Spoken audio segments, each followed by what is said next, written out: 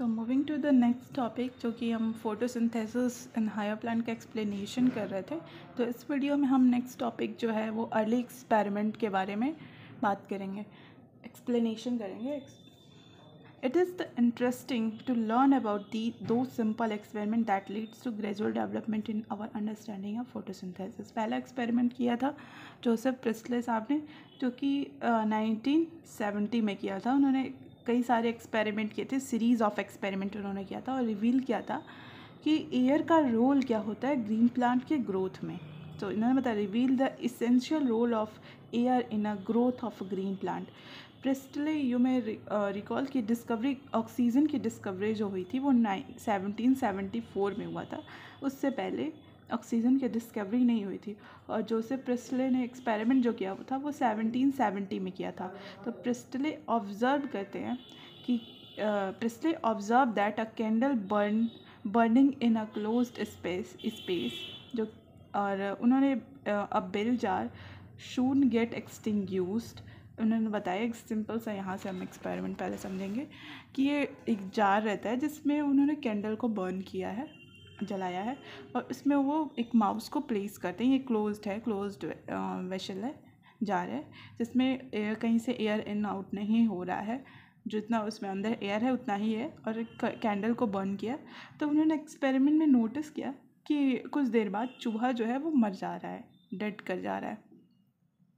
फिर उन्होंने next experiment में क्या किया कि उसी वेल जार में एक्चुअली एक मिंट प्लांट ला के रख दिया, और फिर उन्होंने देखा कि चूहा नहीं मर रहा था, वो काफ़ी देर तक सरवाइव कर रहा था। तो यहाँ से ये उन्होंने प्रूव कर दिया कि जो भी कैंडल है जो वो बर्न कर रहा था, बर्न करने के बाद से कैंडल बुझ भी जा रही थी पहले एक्सपेरिमेंट में। तो जब बर्न कर रहा था तो जो अंदर का एयर था वो ले रहा था, तो ये सफोकेट कर जा रहा था माउस जो था। लेकिन जब वो मिंट प्लांट डालिए तो मिंट प्लांट जो है वो एयर को क्लीन कर दे रहा था, जो जिसकी वजह से माउस सफोकेट नहीं कर रहा था। तो वही वो बता रहे थे कि प्लांट जो है वो रिस्टोर कर लेता है, जो कि एयर में भी जो भी गड़बड़ी होती है वो प्लांट रिस्टोर कर लेता है। तो बेसिकली इसमें यही था कि a candle burning in a closed bell jar soon get extinguished. Similarly, a mouse would soon suffocate in a closed space. उन्होंने देखा कि तुरंत वो suffocate कर जा रहा था। He concluded that a burning candle or an animal that breathed the air but somehow damaged the air. उन्होंने ये बताया कि जो कैंडल जल रहा था और एनिमल जो था वो ब्रीदिंग के थ्रू एयर को डैमेज कर दे रहे थे, जिसकी वजह से वो फिर सफोकेट कर जा रहे थे। लेकिन जब उन्होंने mint plant, but when he placed a mint plant in the same bell jar, उन्होंने सेम बेल जार में एक मिंट प्लांट जब प्लेस किया तो he found that the mouse stay alive, माउस बच जा रहा था, जिंदा बच रहा था, and the candle continue to burn, candle भी जल रहा था, जो कि इसमें दिख रहा है साफ एक्सपेरिमेंट में। तो प्रिस्टले ने फिर बताया इसका कंक्लूजन कि प्लांट जो है वो रिस्टोर कर लेता है एयर का, जो भी एयर में गड़बड़ी होती है। वॉट एवर ब्रीदिंग एनिमल और बर्निंग कैंडल जो है रिमूव कर रहे थे, जो मतलब डैमेज कर रहे थे ब्रीदिंग के थ्रू एनिमल और कैंडल बर्निंग कैंडल, वो उसको रिस्टोर कर लेता है प्लांट। तो इन्होंने ये कंक्लूजन दिया। Can you imagine how Presley would have conducted the experiment using a candle and a plant.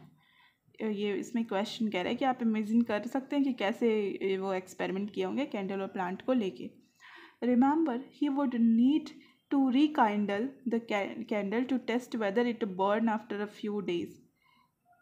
उन्हें ज़रूरत है कि उन्हें एक देखें कि वो कैंडल जो है वो कुछ दिनों बाद भी जल रहा है कि नहीं। ये कहना चाह रहा है ये लाइन बेसिकली। तो how in a different way you can think of a light that the candle without disturbing the setup. ये तो छोड़, नेक्स्ट है कि यूजिंग अ सिमिलर सेटअप। अब आते हैं जॉन इंजनहाउस, जो नेक्स्ट साइंटिस्ट जो हैं वो जॉन इंजनहाउस थे। ये क्या करते हैं कि उसी सिमिलर सेटअप को जो प्रिस्टले ने यूज़ किया था, बेल जार और मिंट प्लांट, ये बर्निंग कैंडल, माउस वाला, ये सेम एक्सपेरिमेंट वो करते हैं। लेकिन वो किस लिए क्या करते हैं कि एक बार इसी एक्सपेरिमेंट को डार्क में करते हैं, फिर सेम एक्सपेरिमेंट को सनलाइट में करते हैं, जॉन इंजनहाउस। और ये बताते हैं कि सनलाइट भी ज़रूरी होता है प्लांट प्रोसेस के लिए, जो कि प्लांट प्योरीफाई कर रहा था, जो कि बर्निंग कैंडल और ये माउस ब्रीदिंग करके एयर को डैमेज करे थे, उसको प्लांट जो क्लियर कर रहा था, जो भी कर रहा था, उसके लिए सनलाइट की भी ज़रूरत होती है, क्योंकि डार्क में ये सेटअप नहीं हो पा रहा था। तो ये जॉन इंजनहाउस ने सेम एक्सपेरिमेंट किया और ये प्रूव किया कि सनलाइट भी नीड होता है, ज़रूरत होती है पर वो एयर को क्लियर करने के लिए, प्योरीफाई करने के लिए। ठीक है, इन्होंने एक और एक्सपेरिमेंट किया, Ingenhousz in an elegant experiment इन्होंने एक्वेटिक प्लांट के साथ किया था, so that in a bright sunlight में बबल्स निकल रहे थे एक्वेटिक प्लांट्स में, were form around the green part जो उनका था, ग्रीन पार्ट ही बेसिकली फोटोसिंथेसिस करता है, तो उसी के पास उन्होंने बबल को देखा सनलाइट में जो है, वाइल इन अ डार्क में मतलब कि सनलाइट के एब्सेंस में वो बबल्स नहीं दिख रहे थे। तो उन्होंने बाद में ये बताया कि जो बबल है वो ऑक्सीजन है। So hence he showed that it is the only green part of the plant that could release oxygen. उन्होंने फिर ये बताया कि केवल ग्रीन पार्ट जो है प्लांट का वही ऑक्सीजन रिलीज करता है। तो ये था। और एक और कन्फ्यूज़न होता है कि बेसिकली पूछ देता है, सेम एक्सपेरिमेंट इंजनहाउस ने भी किया था, तो ऐसे पूछ देता है तो कन्फ्यूज़न आती है कि जोसेफ प्रेस्ले करे या इंजनहाउस करे। तो प्रेस्ले जो क्या किए थे, वो बस ये बताए थे कि प्लांट जो है वो प्योरीफाई कर दे रहा है एयर को, लेकिन इंजनहाउस जो बताते हैं वो ये बताते हैं कि सनलाइट के प्रेजेंस में प्लांट जो है वो प्योरीफाई कर रहा था एयर को। तो ये डिफरेंस होता है। नेक्स्ट जो है साइंटिस्ट जो आते हैं वो ये जूलियस वॉन सैक्स आते हैं, सैक्स जो भी प्रोनाउंसिएशन होगा मैं इतना नहीं जानती। So it was until about 1854 that Julius von Sachs provide evidence for the production of glucose when plant grow. इन्होंने एविडेंस प्रोवाइड किया कि ग्लूकोज का प्रोडक्शन होता है जब प्लांट की ग्रोथ होती है। Glucose is usually stored as a starch के फॉर्म में ग्लूकोज स्टोर होता है प्लांट में, इन्होंने ये बताया। और his later studied showed that the green substances in a plant, chlorophyll जिसको बोलते हैं, बाद में जाना गया, उस टाइम ऐसा नहीं था। उस टाइम उन्होंने बस ये बताया कि ग्रीन सबस्टेंसेज जो प्लांट में होते हैं वो स्पेशल बॉडीज़ में लोकेटेड होते हैं, और उस टाइम वो स्पेशल बॉडी का यूज़ किए थे। लेकिन लेटर कॉल्ड उन्होंने बाद में उसको बोला गया क्लोरोप्लास्ट, कि क्लोरोफिल क्लोरोप्लास्ट में लोकेटेड होता है, और उस टाइम वो बोले थे कि ग्रीन सबस्टेंसेज जो है वो किस स्पेशल बॉडी में लोकेटेड होता है प्लांट सेल के अंदर। So he found that the green part in a plant is where glucose is made. उन्होंने बताया कि ग्रीन पार्ट ही है जहाँ पे ग्लूकोज बन रहा था, and that the glucose is usually stored as starch. Green part में ही ग्लूकोज बन रहा था और स्टार्च के फॉर्म में स्टोर हो रहा था। तो वो ये बताते हैं जूलियस वॉन सैक्स, ये बस बताते हैं कि ग्लूकोज बनता है जो प्लांट सेल में एक जो स्पेशल बॉडीज़ होती है, ग्रीन कलर का पार्ट बोले थे, जो कि अभी उसको हम लोग क्लोरोफिल के नाम से जानते हैं, और ये बताए थे कि वो एक स्पेशल बॉडी में लोकेटेड होता है जिसको अभी हम लोग क्लोरोप्लास्ट के नाम से जानते हैं। तो ये उन्होंने बताया कि स्टार्च के फॉर्म में ग्लूकोज स्टोर होता है प्लांट में। नेक्स्ट जो साइंटिस्ट थे TW इंगलमैन थे। इन्होंने क्या किया था, ये प्रिज्म का यूज़ करके लाइट को स्प्लिट किया था। Now consider the interesting experiment done by TW Engelmann using a prism. इन्होंने प्रिज्म का यूज़ किया, he split light into its spectral component में स्प्लिट किए, और फिर वो देन एलिमिनेट ग्रीन अलगा आगे क्लैडोफोरा रखे थे, ग्रीन अलगा क्लैडोफोरा एक सस्पेंशन में प्लेस किए, एक सस्पेंशन में ग्रीन एल्गी क्लैडोफोरा नाम का ग्रीन एल्गी लिए, और उस सस्पेंशन में एरोबिक बैक्टीरिया लिए। एरोबिक बैक्टीरिया जो ऑक्सीजन के प्रेजेंस में वर्क मतलब करते हैं, और एनारोबिक होते हैं जो कि विदाउट ऑक्सीजन के करते हैं। तो जब bacteria were used to detect the site, इस बैक्टीरिया को यूज़ किया गया कि कहाँ पे ऑक्सीजन इवोल्यूशन हो रहा है, ऑक्सीजन निकल रहा है कि नहीं, इसके लिए एरोबिक बैक्टीरिया का यूज़ किया गया। उन्होंने ऑब्जर्व किया कि bacteria accumulated mainly in the region of blue and red light of the split spectrum. जो प्रिज्म से स्पेक्ट्रम निकल रहा था, 7 तरह की लाइट जो विक्योर होती हैं उसमें निकल रहा था, तो उसमें उन्होंने देखा कि बैक्टीरिया जो है वो मोस्टली ब्लू और रेड रीजन में जा रहे थे। बैक्टीरिया वहीं जाएगा ना जहाँ ऑक्सीजन होगा, ये यहाँ पे लिखा भी है कि use to detect the site of oxygen. तो पाया गया कि ब्लू और रेड लाइट की तरफ बहुत ज़्यादा बैक्टीरिया एक्यूमुलेट कर रहे हैं, मतलब कि ब्लू एंड रेड लाइट के पास ऑक्सीजन को पाया जा रहा है। तो a first action spectrum of the photosynthesis was दस डिस्क्राइब्ड। उस टाइम यही फर्स्ट जो है एक स्पेक्ट्रम फोटोसिंथेसिस का डिस्क्राइब किया गया, ये था। इट रिसेंबल रफली the absorption spectra of chlorophyll and A and B. इसमें ये बताया गया कि यहाँ पे क्लोरोफिल ए और बी का एब्जॉर्प्शन होता है, जो कि ये हाईलाइट करने वाली बात है। क्लोरोफिल ए एंड बी दोनों आगे पढ़ेंगे कि काफ़ी और भी पिगमेंट्स होते हैं, लेकिन फिलहाल के लिए यहाँ पे क्लोरोफिल ए एंड बी का यूज़ किया गया था इस स्पेक्ट्रम एक्सपेरिमेंट में एब्जॉर्प्शन के लिए। नेक्स्ट चलते हैं, नेक्स्ट आता है by the middle of the 19th। So next जो साइंटिस्ट थे हमारे वो माइक्रोबायोलॉजिस्ट थे। माइक्रोबायोलॉजिस्ट, ये भी याद करने वाला टॉपिक है कि कॉर्लिनियस वॉन नील, जो कि इनका नेक्स्ट कंट्रीब्यूशन था, एक माइलस्टोन कंट्रीब्यूशन था फोटोसिंथेसिस को अंडरस्टैंड करने में।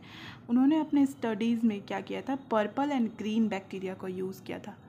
याद रखना, microbiologist Cornelius van Niel purple and green bacteria का यूज़ किया था to demonstrate that photosynthesis is essentially a light dependent reaction in which hydrogen from the suitable oxidisable compound reduce carbon dioxide to carbohydrate. उन्होंने बताया था कि photosynthesis जो है वो लाइट डिपेंडेंट रिएक्शन होता है जिसमें हाइड्रोजन एक सुटेबल ऑक्सीडाइजेबल कंपाउंड से निकलता है। यहाँ पे इन्होंने बताया था, और कार्बन डाइऑक्साइड को CO2 को कार्बोहाइड्रेट में बदलता है हाइड्रोजन, ठीक है।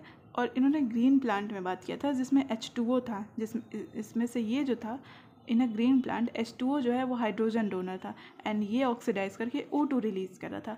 लेकिन फिर उन्होंने देखा अदर ऑर्गेनिज्म में जिसमें O2 नहीं रिलीज़ हो रहे थे, जैसे व्हेन H2S यूज़ किया गया, तो अब जिसमें H2S को यूज़ किया गया था इंस्टीड ऑफ हाइड्रोजन डोनर, तो वहाँ पे purple and green sulphur bacteria थे, तो ऑक्सीडेशन प्रोडक्ट जो निकल रहा था वो सल्फर और सल्फेट निकल रहा था।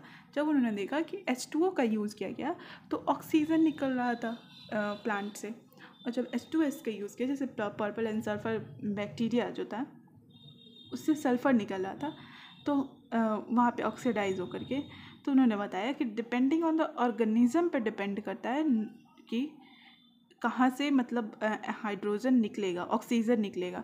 ऑक्सीजन जो है ये CO2 से, हम सोचेंगे ना कि H2O है और CO2 है यहाँ पे, तो कहाँ से ऑक्सीजन निकल रहा है, तो जो हाइड्रोजन डोनर होगा वहीं से निकलेगा। जैसे ये है हाइड्रोजन डोनर, किसी में H2S होता है, तो वहाँ पे हाइड्रोजन डोनर वहाँ से H2S से निकलता है, तो वहाँ से सल्फ़र निकलता है।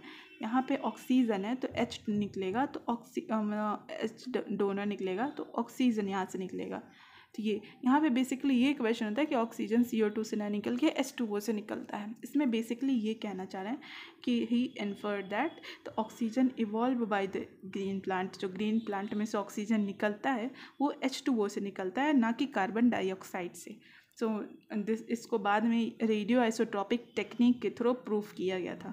तो ये भी याद करने लायक है, 2-3 चीज़ें कि माइक्रोबायोलॉजिस्ट थे कॉर्लिनियस वॉन नील, इन्होंने पर्पल एंड ग्रीन बैक्टीरिया पे किया था, और इन्होंने बताया था कि हाइड्रोजन डोनर जो होता है वो बदलते हैं तो ऑर्गेनिज्म में, जिस कुछ में H2O होता है जो हाइड्रोजन डोनर होता है, तो उसमें से ऑक्सीजन निकलता है, कुछ में H2S होता है हाइड्रोजन डोनर, तो उसमें से सल्फ़र निकलता है। और उन्होंने बताया कि ऑक्सीजन जो है, मतलब ये जो प्रोसेस है फोटोसिंथेसिस का, वो वाटर से निकलता है, ना कि CO2 से। तो यही है। बाकी ये कि C6H12 जो कि ग्लूकोज का फॉर्मूला बना दिया था कि 6 CO2 का यूज़ होता है, 12 वाटर का यूज़ होता है, लाइट के प्रेजेंस में एक ग्लूकोज बनता है और वाटर और CO2 निकलता है। ये बहुत इंपॉर्टेंट इक्वेशन है जो कि पूछ देता है, काफ़ी कन्फ्यूज़न होता है, इधर भी H2O है, इधर भी H2O रहता है, तो याद रखने की बात है कि दोनों साइड H2O होता है इक्वेशन में। So basically this is not, note that this is not a single reaction, ये एक सिंगल स्टेप रिएक्शन नहीं होता है ग्लूकोज का जो फॉर्मेशन होता है।